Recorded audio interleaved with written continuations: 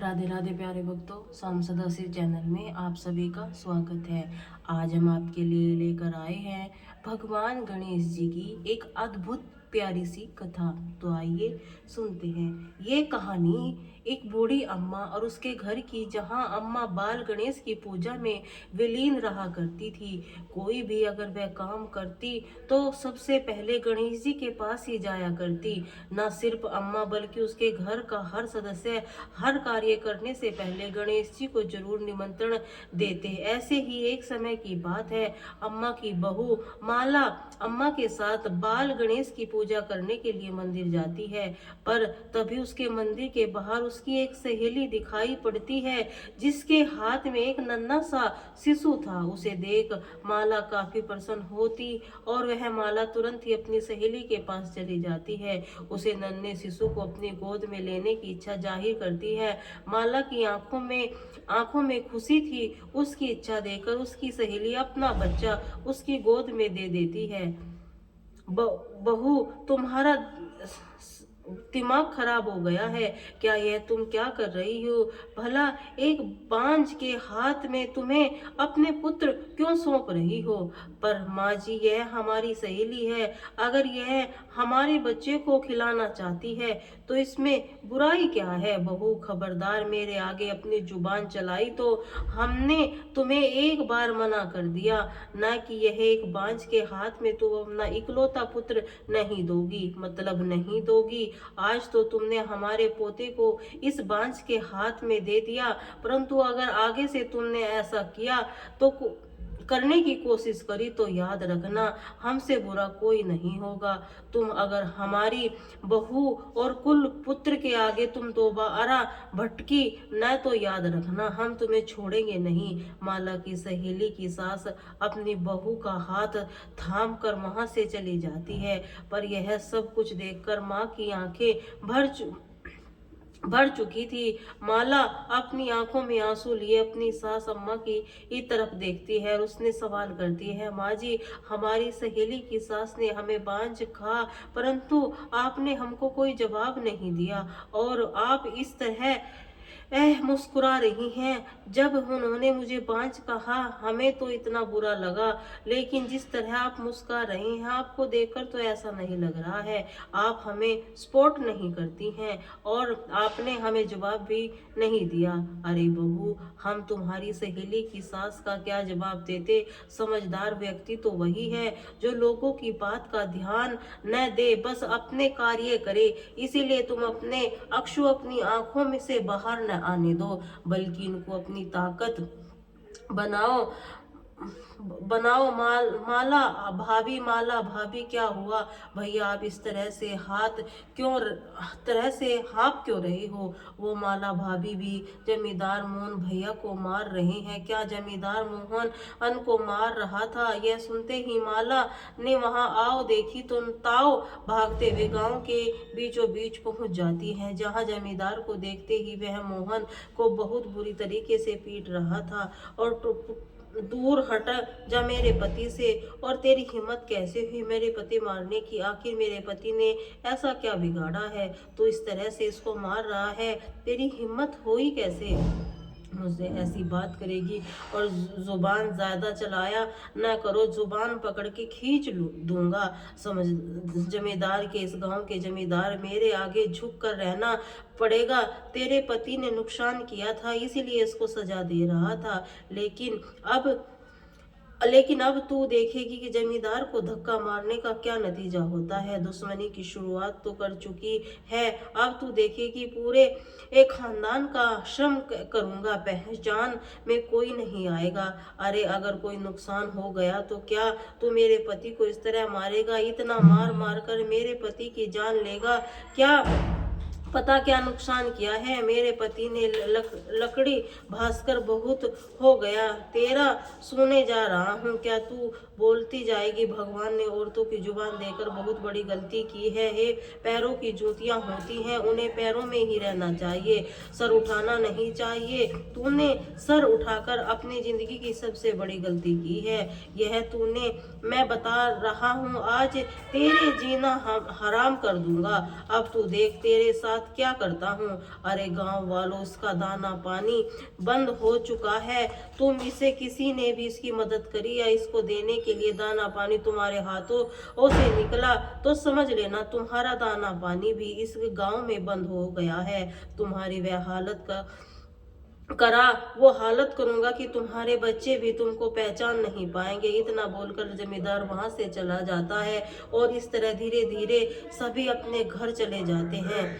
और सुबह माला खाना बनाने के लिए जाती है तो वह देखती है कि आज उसके घर में अनाज का एक अन्न भी नहीं है। यह देखकर माला दुकान पर जाती है। दुकानदार से कहती है, भैया जरा आप किलो चावल अवल दे दो, दाल दे दो, कुछ मसाले पैक करना। माफ करना माला बहन, मैं आपको सामान नहीं दे सकता। पर ऐसा क्यों? मैंने आपका सारा हिसाब कर दिया है ना, फिर भी आप मुझे सामान देने से मना क्यों कर रहे हैं? जमींदार ने तुम्हारी मदद करने को मना किया है और तुम्हें अनाज देने के लिए भी मना किया है। अब तो तुम्हारी कोई मदद नहीं कर सकता। अगर तुम्हारी मदद किसी ने की तो जमींदार उसका भी दाना पानी बंद कर देगा। न जाने क्या जरूरत आन पड़ी थी जमींदार से पंगा लेने की। उससे दुश्मनी ली है तो निभानी तो पड़ेगी।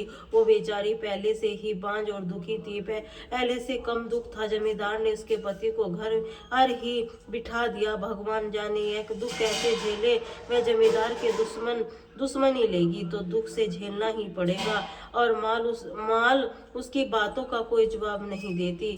वहां से सीधा मंदिर में जाने लगती है, पर तभी वहां का पंडित उसे मंदिर के आने से रोक देता है। माला बेटा रुक जाओ, तुम मंदिर में नहीं आ सकती। लेकिन पंडित जी ऐसा क्यों? मंदिर तो सबका है, मंदिर में तो हर कोई आ सकता है, फिर मैं क्यों नहीं आ सकती? पिछली रात तो कुछ भी हुआ था, इसको तुम भूल सकती हो। हम गांव वाले नहीं, इसीलिए हम माफ कर देना। पंडित की बात सुनकर माला को बहुत बुरा लगता है। वह अपनी आंखों में आंसू लिए अपने घर की ओर निकल जाती है। घर आकर अपनी सास को सारी बातें बताती है। बहू, यह सब कुछ भगवान गणेश हमारी परीक्षा लेने के लिए कर रहे हैं, इसीलिए तू चिंता मत कर। जो होगा प्रभु की इच्छा से होगा। प्रभु किसी के साथ कुछ गलत नहीं करते। अरे क्या खाक अच्छा होगा, कह रहे थे न, इतने समय पूजा हम उसी भगवान की पूजा कर रहे हैं जो एक पत्थर में है, लेकिन उन्होंने हमें दिया ही क्या, सिर्फ दुख और तकलीफ। माँ जी, अब मैं समझ चुकी हूँ कि भगवान इस दुनिया में है ही नहीं। अगर वह होते तो अपने भक्तों के साथ ऐसा नहीं करते। भगवान को बस एक पत्थर ही मानती हूँ। और ऐसा ही इतना बोलकर माला रोते हुए वहां से चली जाती है। पर माला की बात और घर की स्थिति को समझकर देखकर अम्मा काफी परेशान हो जाती है। देखते ही देखते ऐसे रात हो जाती है। अम्मा की नींद नहीं आ रही थी। रात में अम्मा उठती है, अपनी लाठी के सहारे घर में रखी गणेश जी की मूर्ति के पास बैठ जाती है। वहां बैठ अम्मा अपनी सारी परेशानी एक साथ उन्हें सुनाती आ रही है। उसकी बातें करते हुए कहती है, हे गणपति बप्पा, आप हमारी कैसी परीक्षा ले रहे हैं? आज तक आपने ही हमारे सारे दुखों का हरा है। आज हमारे घर में ऐसी मुसीबत आ गई है तो तू कहाँ है बप्पा? अम्मा की बातें सुनकर माला की आंखें खुल जाती हैं। अम्मा को सोने के लिए कहती है। अम्मा अपनी बहू की बात सुनकर बिस्तर पर जाती है, अपनी आंखें मूंद लेती है।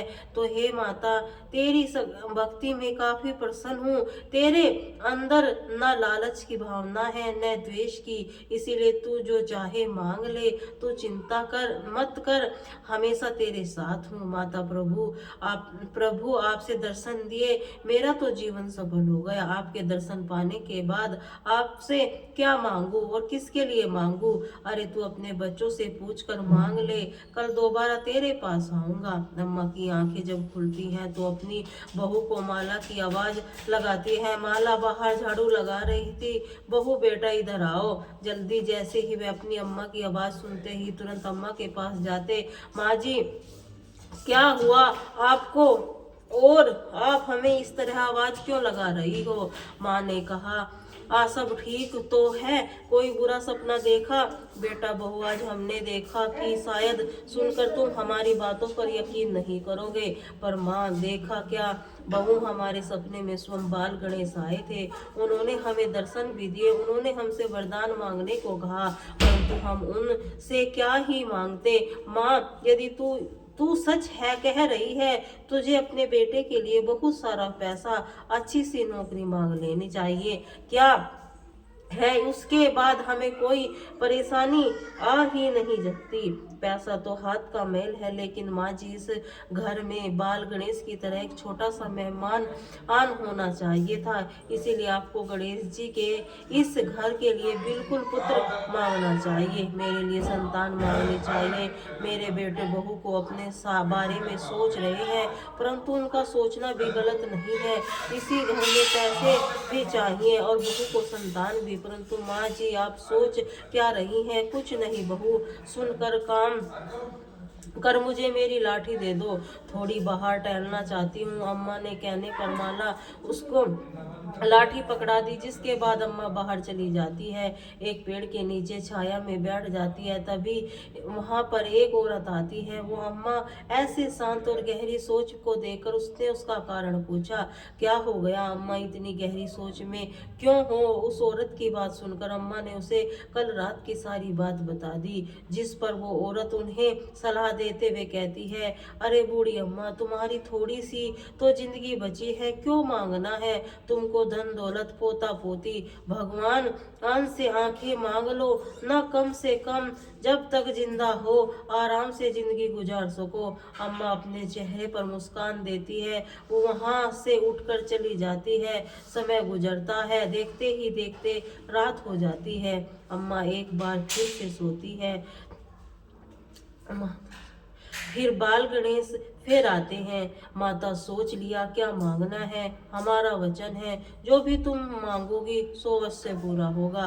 बाल गणेश भगवान का ये वचन सुनकर हाथ जोड़कर अपना वरदान मांगती है, हे गणराज, यदि आप मुझ पर प्रसन्न है तो आप मुझे 9 करोड़ की माया दे, निरोगी काया दे, बहू को अमर सुहाग दे, मुझे पोता पोती दे, मेरे समक्ष परिवार को सुख दे, अंत में मुझे मोक्ष प्रदान करे। अम्मा की बात सुनकर गणेश जी सोचने पर मजबूर हो जाते हैं। थोड़ा सोचने के बाद उन्होंने अम्मा से मुस्कुराकर कहा, अरे तूने तो मुझे ठग ही लिया है, तूने जो मुझसे मांगा वह सब कुछ तुझे मिलेगा, तथास्तु। अम्मा को अब सब कुछ दिखने लगा था। अम्मा अपनी आंखों को मचलेते पर बैठे हुए चाय पीती देखती है कि बहू, अरे तो बहू देख देख, मुझे सब दिख रहा है, सब कुछ साफ साफ दिख रहा है। अम्मा की बात सुनकर माला तुरंत अम्मा के करीब जाती है और देखती है कि अम्मा सब कुछ दिखने लगा। क्या माँ जी सच आपको दिख रहा है? अगर आपको दिख रहा है तो यह बहुत अच्छी बात है माँ जी, मैं बहुत खुश हूँ, आपको सब कुछ दिखने लगा, लेकिन यह सब हुआ कैसे? बहू की बात सुनकर अम्मा उसको सारी बात बताती है। अम्मा की आंखें आने पर हर कोई खुश था। ऐसे ही समय गुजरता और मोहन भी अच्छी तरह नौकरी लग जाती है। यह देखकर सब मानो पूरा यकीन नहीं हो जाता, यह सब कुछ गणेश भगवान की कृपा है। कुछ दिनों में माला गर्भवती हो जाती है। इस तरह से जल्दी भगवान गणेश जी की एक बड़ी सी मूर्ति अपने घर में स्थापित करती है। मोहन की तरक्की देखकर जिम्मेदारी भी सभी गांव वालों के सामने उसने माफी मांगता है। इस तरह सब कुछ पहले की तरह अच्छा हो जाता है। बोलिए गणपति भगवान की जय।